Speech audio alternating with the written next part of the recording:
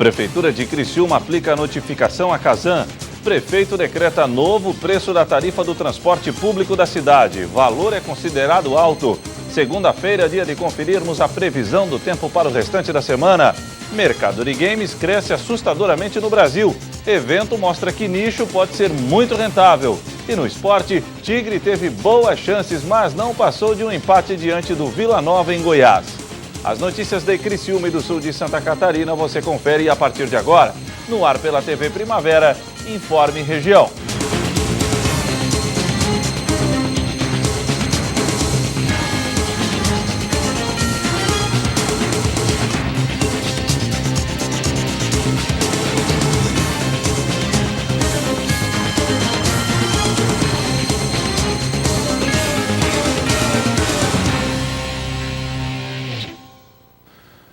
Hoje, segunda-feira, 3 de julho de 2017. Para você que sintoniza a tela da TV Primavera, uma boa noite. Prefeitura de Criciúma aplica a notificação à Casan.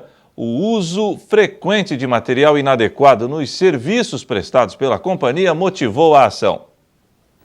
A decisão foi tomada na noite de domingo com base no parágrafo 1º, artigo 17 do Código de Posturas do município.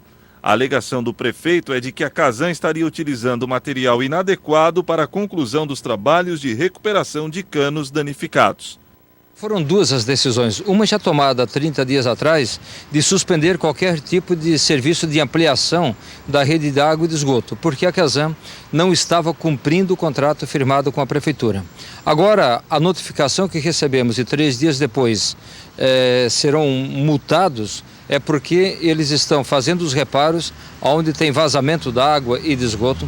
Eles vão lá e fazem o serviço e colocam de volta o material inapropriado, inadequado, o chamado tal de material inservível. Segundo o próprio prefeito, a situação veio se agravando nos últimos meses e no domingo 2 situações foram a gota d'água para a tomada de decisão. A mais complexa foi em uma das ruas mais movimentadas da cidade, deixada em situação caótica, complicando a mobilidade urbana na região. Na rua Getúlio Vargas, ali perto do Palácio do Estado, foi uma verdadeira vergonha, uma afronta ao cidadão e aos costumes do criciumense.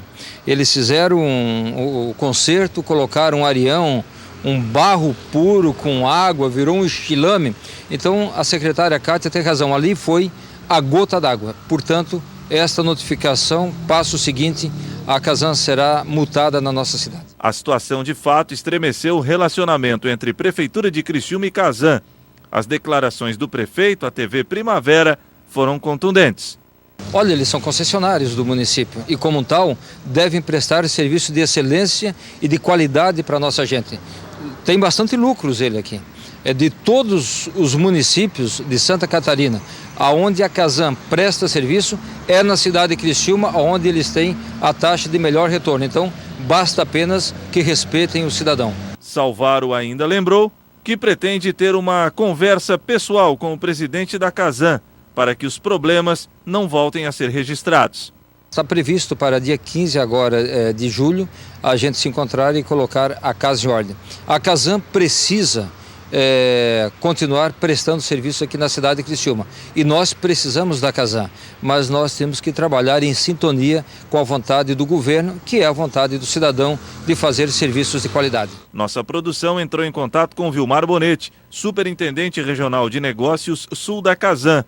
Bonetti afirmou que recebeu a notificação e que tomará as devidas providências. O representante da Casan ainda disse por telefone que o órgão é uma prestadora de serviços ao município e, por isso, acata a posição do executivo. Bom, e o prefeito Clésio Salvaro decretou o novo valor da tarifa do transporte público da cidade. O aumento de aproximadamente 10% não agradou os representantes dos trabalhadores.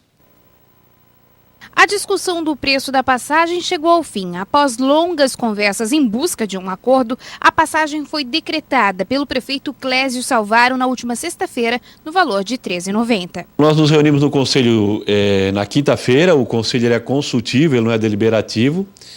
E por solicitação nossa, que se enviasse ao prefeito tanto a planilha da STC, que previa um reajuste de até 4,17, quanto também se enviasse para o prefeito uma planilha sem o tal do déficit, que segundo a STC, daria um reajuste de 3,97.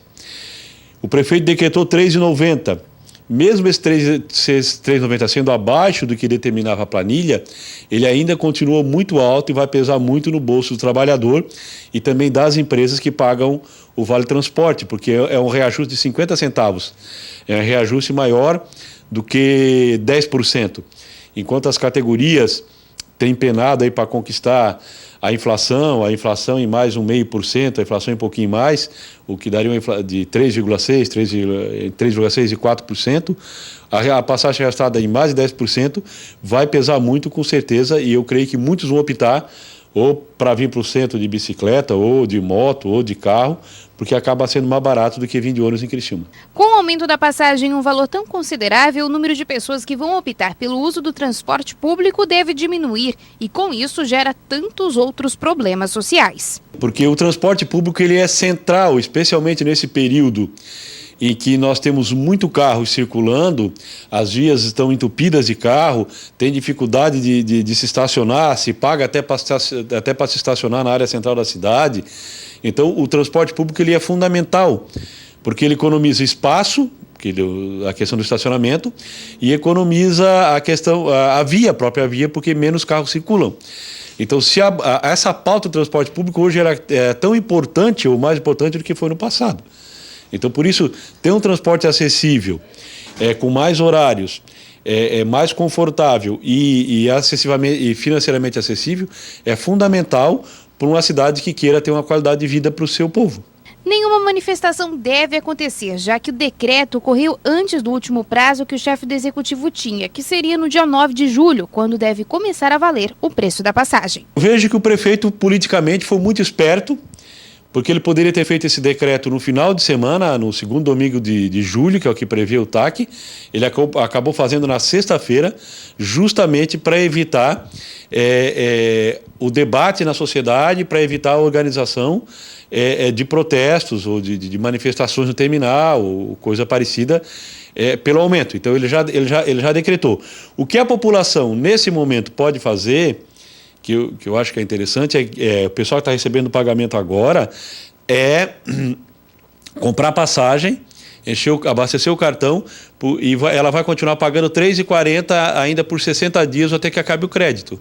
Então, mesmo que o valor valha a partir de domingo, dia 9, quem abastecer o cartão antes do dia 9, continua pagando R$ 3,40 mesmo depois do reajuste.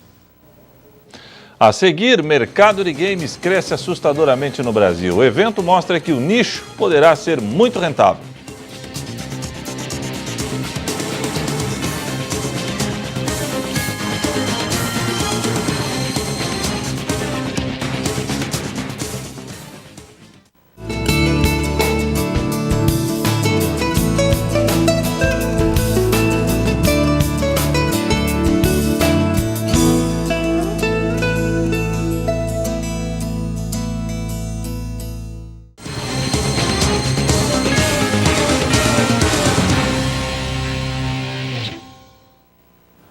Hoje é segunda-feira, dia de conferirmos a previsão do tempo para o restante da semana na região.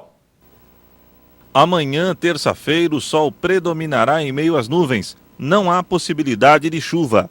A temperatura mínima será de 8 graus e a máxima de 20. Na quarta-feira, o cenário irá repetir. Tempo bom com predomínio do sol em meio às nuvens. A temperatura mínima será de 12 graus e a máxima de 21. Na quinta-feira, o tempo apresentará nebulosidade variável. Os mapas não indicam a possibilidade de chuva. A mínima será de 10 graus e a máxima de 21. Mesma situação de sexta-feira. Nebulosidade variável e sem chance de chuva. A mínima será de 10 graus e a máxima de 21. Um jogo brasileiro venceu 2 categorias de um festival de games onde concorrem participantes de 54 países. E além de desenvolver criatividade, os jovens apaixonados por games também podem conquistar um mercado milionário. Pelo menos 18 mil pessoas são esperadas para os 9 dias de evento. Uma viagem ao mundo virtual. Aqui os participantes assistem a palestras internacionais de gente que desenvolveu jogos mundialmente famosos. But, eventually, If you want to treat them as professionals, you have to pay them. So Também tem workshops com aulas para a criação de games, feiras de negócios e concursos que pagam prêmios de até R$20 mil. Esse jogo chileno venceu a categoria de melhor da América Latina. Para o Bernardo, o prêmio foi merecido. O que prende o jogador nesse jogo? Não sei, quando eu jogo ele eu sinto uma sensação meio nostálgica, assim, como se eu estivesse jogando um jogo do Super Nintendo, Mega Drive, só que com os gráficos um pouco mais atuais. Destaque para o Brasil. Um jogo desenvolvido aqui conseguiu ganhar 2 categorias, de melhor jogo brasileiro e o melhor jogo eleito pelo voto popular. É aquele ali, o Distortions, e a concorrência foi grande. Participaram da competição 768 games de 54 países. E eu achei interessante essa coisa de... Era algo que eu sempre queria ver mais nos jogos, era a questão de como a música se integra na jogabilidade e tal. Achei bem legal. A mecânica, lembra uma coisa um pouco Guitar Hero, assim, um pouco e tal. E achei bem legal, achei muito interessante. Não tem segredo. Quanto mais legal a ideia do jogo, mais atrativo ele se torna para os negócios. E é nesse espaço que os criadores se encontram com os investidores.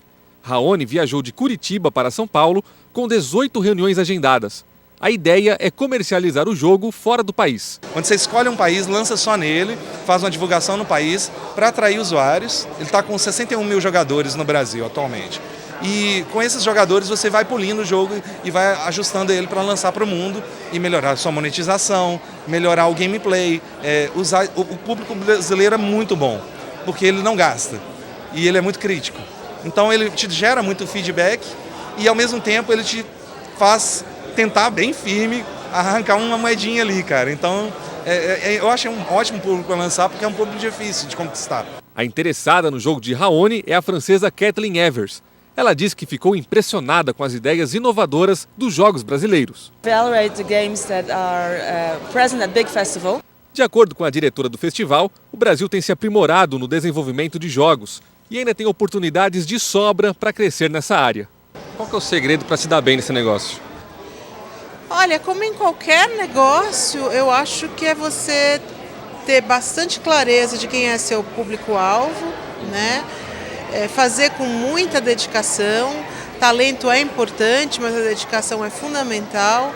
Estar atento às mudanças do mercado, estar atento aos lançamentos internacionais, entender o que você está fazendo. Um mercado milionário que não faz brilhar os olhos só de quem joga, mas com certeza de quem desenvolve também. A gente consegue fechar em negócios aqui no evento em torno de $2,5 milhões. Na perspectiva de um ano, $20 milhões. Isso para uma indústria nova, da área de criatividade, é um número muito, muito forte.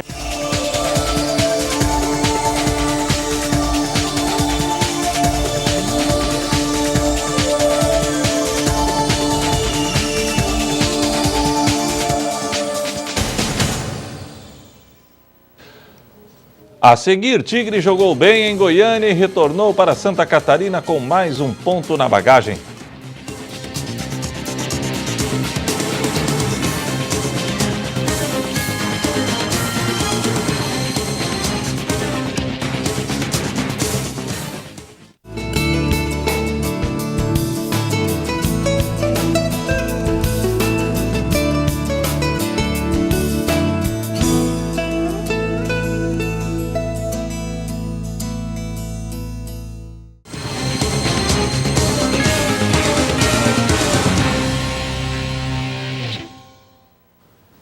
O Criciúma jogou bem diante do Vila Nova em Goiás e conquistou mais um bom resultado fora de casa. Apesar de não ter conseguido a vitória, o empate foi interessante para o time que está lutando para chegar ao G4.